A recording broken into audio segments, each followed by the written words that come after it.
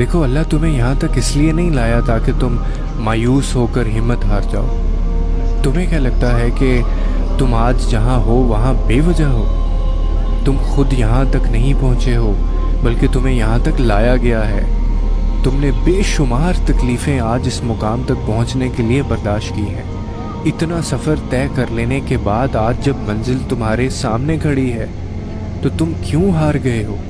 اتنے کٹھن صبر کے بعد اب جب صلہ ملنے کا وقت ہے تو کیوں راستے میں ٹھہر گئے ہو؟ اٹھو، اب تو سفر ختم ہونے کو ہے۔ اب تم منزل کی نہیں بلکہ منزلیں تمہاری منتظر ہیں۔ اب تمہیں معجزوں کا نہیں بلکہ معجزوں کو تمہارا انتظار ہے۔ اب کن تمہاری ایک آخری دعا کا ارادہ باندھے ہوئے ہے کہ یہاں تم مانگو اور وہاں تمہیں منہ سے نکلی پہلی فریاد پر نواز دیا جائے۔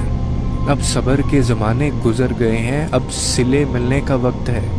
اب بات سسکنے کی نہیں رہی، اب قبولیت کا وقت ہے۔ اب مسافتیں ختم ہونے کو ہیں، اب آنسوؤں کے مسکراہٹوں میں بدلنے کا وقت ہے۔ کسی اور کا نہیں، اب یہ تمہارا وقت ہے۔ ہزاروں مایوس لوگوں میں سے اگر اس نے تمہیں دعا کی توفیق دی ہے تو پھر وہ کیسے تمہاری دعا کو رد کر سکتا ہے؟ جس نے دعا کا حکم دیا ہے اس نے قبولیت کا بھی تو وعدہ کر رکھا ہے۔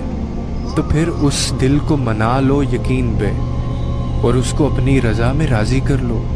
اگر اس نے راضی نہ ہونا ہوتا تو وہ تمہیں کبھی بھی منانے کا اشارہ نہ دیتا، اور وہ یقیناً تمہیں وہ سب دینے والا ہے جس کے لیے تم راتوں کو اٹھ اٹھ کر رویا کرتے تھے۔ کبھی کبھار بس ایک ہی دعا سب بدلنے کے لیے کافی ہوتی ہے، خاص طور پہ تب جب کچھ بھی بدلنا دل کو ممکن نہیں لگتا۔